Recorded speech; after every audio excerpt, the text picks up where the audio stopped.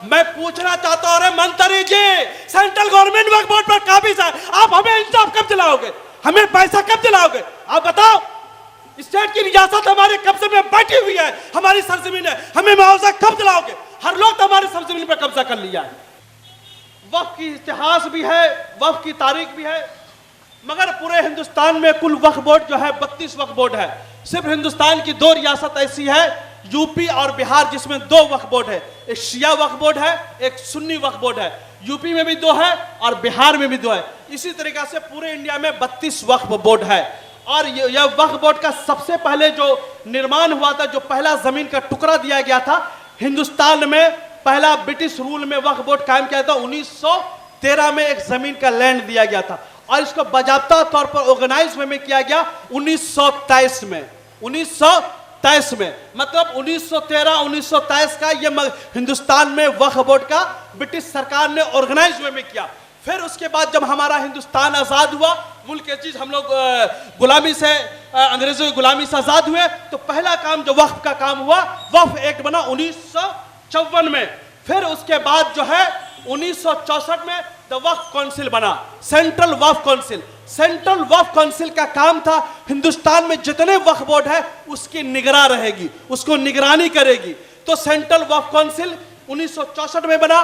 फिर उसके बाद वक्फ में और बहुत सारे मामलात होने लगे, बहुत सारी बातें होने लगी, तो एक मुनज़िम तरीके से वक्फ बोर्ड को और ज्यादा पावरफुल बनाया गया। 1995 में रिप्लेस किया गया, तो मतलब वक्फ बोर्ड को और ज्यादा पावर मिल गई। बहुत सारी जो लोग कह दिए गए थे, जैसे कि जामा मस्जिद, दिल्ली की जामा मस्जिद है, और भी बहुत सारे 600 साल 700 साल दिल्ली की शाहजहानी, दिल्ली में मस्जिद सुहानी मस्जिद है, दिल्ली में और भी बहुत सारी प्रॉपर्टियां वगैरह है जो 600 700 800 साल पुरानी है, जिसको मदरसा मस्जिद को ढा दिया भी गया था। वो सारी जो है सिर्फ बोल करके वक्फ था, उसका कोई पेपर नहीं थे, कोई कागजात नहीं थे।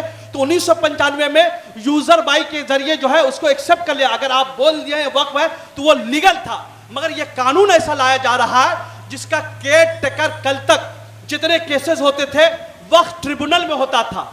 और ये लोग क्या बोलते हैं कि भाई कि हम लोग, ये लोग अपना ट्रिब्यूनल बना लिया। तो मैं फिर एक चीज बता देना चाहता हूं, यहां पर पढ़े लिखे की जमात बैठी हुई है, उलमा की जमात है, सीबीआई का अपना ट्रिब्यूनल है कि नहीं? सीबीआई अपना केस कहां देखती है? लोक अदालत में जाके देखती है, जनता की अदालत में नहीं। उसका अपना ट्रिब्यूनल है। सीबीआई का जो भी मामला होगा हमारे ट्रिब्यूनल में आइए, हम देखेंगे। और अहम बात, पूरे हिंदुस्तान में ऑलमोस्ट जो है बोला जा रहा है 8 से 900 एकड़ जमीन है, 8 से 9 लाख एकड़ जमीन है। मैं थोड़ा सा यहां पर इसको जो है फिगर के जरिए बता देना चाहता हूं। और मीडिया में एकदम झूठ फैला रहा है, गंदगी फैला रहा है। क्या फैला रहा है भाई?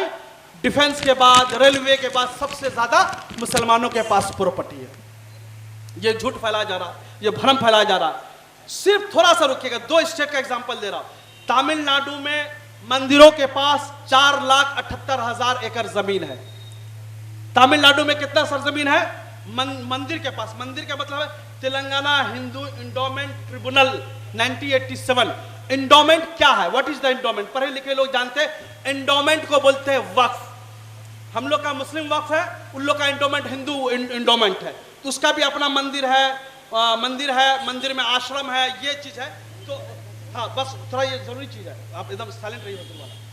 तमिलनाडु में 478 एकड़ जमीन है, आंध्र प्रदेश में 468 है। जब दोनों एकड़ जमीन को हम जोड़ देंगे तो 9,40,000 एकड़ जमीन सिर्फ तमिलनाडु में है, आंध्र प्रदेश में। तो पूछना चाहता हूं, और इसके अंदर कई 100 मंदिरें चलती, बड़ी बड़ी मंदिरें हैं। और यहां पर ऐसी भी मंदिरें हैं जहां पर मुसलमानों को क्या, हिंदू हमारी मां बहनें भी नहीं जा सकती है, हिंदू मां बहनें भी नहीं जा सकती, उसको इजाजत नहीं है कि मंदिर में जा सके।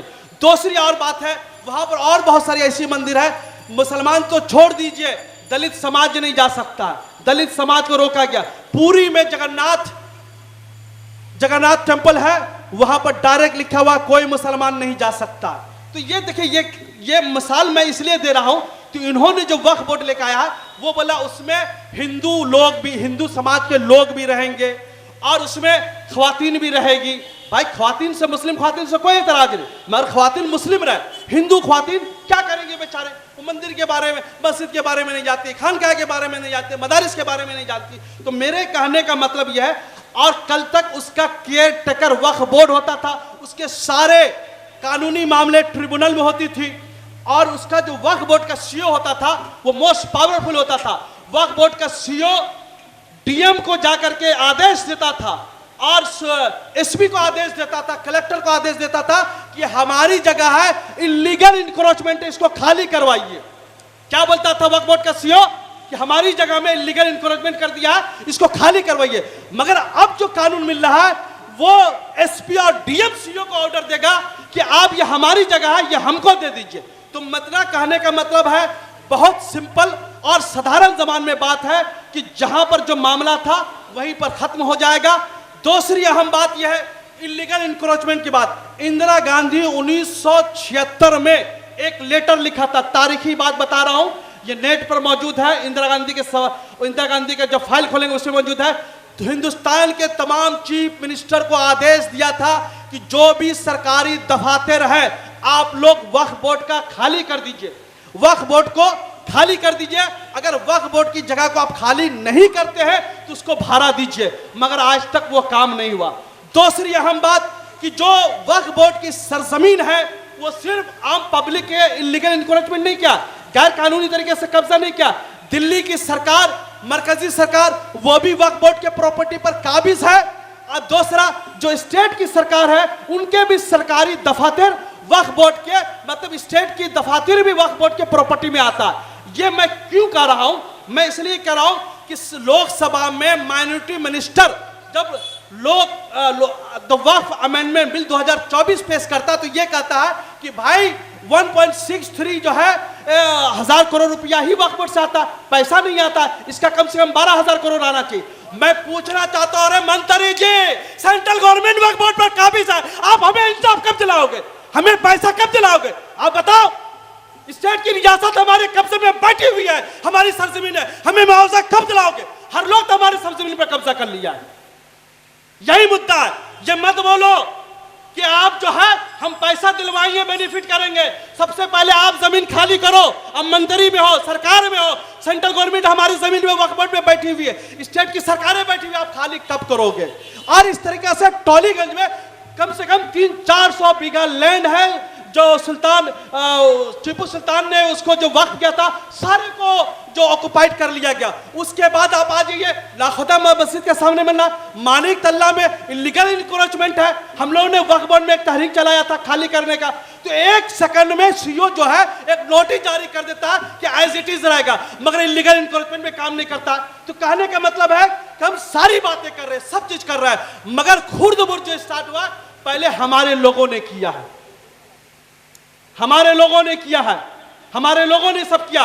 मगर वक्फ का बेसिक फंडा क्या है? न इसको सेल कर सकते हैं, न इसको बिक्री कर सकते हैं, ये सिर्फ लीज पे दे सकते हैं। और जब लीज का डेट खत्म हो जाएगा तो इसको वापस करना पड़ेगा। जब सलमान खुर्शीद साहब लॉ मिनिस्टर थे तो आखिरी अमेंडमेंट जो हुआ था 2013 में हुआ था। तो ये सारे मसाइल अपनी जगह में, और सबसे ज्यादा पावर जो मिला सलमान खुर्शीद की जगह में मिला। उस वक्त भी लोगों ने तहरीक चलाई थी, हम लोगों ने भी तहरीक चलाया और लोगों को बताया कि आपका ये मामला है, इसको देखा जाए। तो इस तरीके के सारी बातें हैं, हमें रास्ता पे उतरना होगा, धरना करना होगा, जुलूस करना होगा। फिर एक चीज कहते हैं, बातें तो बहुत सारी थी मगर टाइम बहुत कम है। हमारे सामने में बड़े बड़े स्पीकर बैठे हुए, उनकी भी बातें सुनना है। खुदा ने आज तक उस कौम की हालत ना बदली, खुदा ने आज तक उस कौम की हालत ना बदली। न हो जिनको ख्याल खुद अपनी हालात के बदलने का। और है दिल से जो बात निकलती असर रखती है, पर नहीं ताकत परवाज मगर रखती है। शाखों से टूट जाए वो पत्ते नहीं हम, शाखों से टूट जाए वो पत्ते नहीं हम। आंधियों से कोई कह दे कि औकात में रहे, तो वक्त बिल लाने वाले से कोई कह दे कि औकात में रहे। आपने बहुत गलत जगह में छेड़ दिया शरी मामले में। हम अपनी जान दे भी सकते हैं, जरूरत पड़ा तो हम आपके लिए कुर्बान भी हो सकते हैं। इसलिए हमने पहले से कहा था, क्या कहा था? एक कहानी वक्त लिखेगा नई मजमून की, एक कहानी वक्त लिखेगा नई मजमून की। जिस सुर्खी को जरूरत है लहू की, तुम्हारे खून की, मतलब अगर जरूरत पड़ा हमें शहीद होना पड़ेगा तो हम शहीद भी होंगे। न हम सफर न किसी हम नसी से निकलेगा, न हम सफर हम नसी से निकलेगा। हमारे पाँव का कांटा हम ही से निकलेगा। हम मुसलमान हैं तो हमें ही रास्ते पे आना होगा। मैं बोल रहा हूँ इसलिए जिंदा हूँ, दुनिया गूंगों की कहानी नहीं लिखती, बातिल से दमने वाला मैं नहीं हूँ। यही से अपनी बातें खत्म करता हूँ। इंशाअल्लाह मौका मिला इसके ऊपर और तफसील के साथ बातें करेंगे, इसलिए कि वक्त कम है और मुकर्रीन को सुनना। आखिर दावाना वल्हम्दुलिल्लाह रब्बिल आलमीन। अस्सलाम वालेकुम। Welcome to K-Mall, a premium project by Kaleem Group. K-Mall is in the heart of Kolkata's electronic, garment and lifestyle hub, Khidirpur. K-Mall, which is designed as a world-class mall, is the outcome of endless effort of our experts, combined with modern superb techniques and new age design. Book now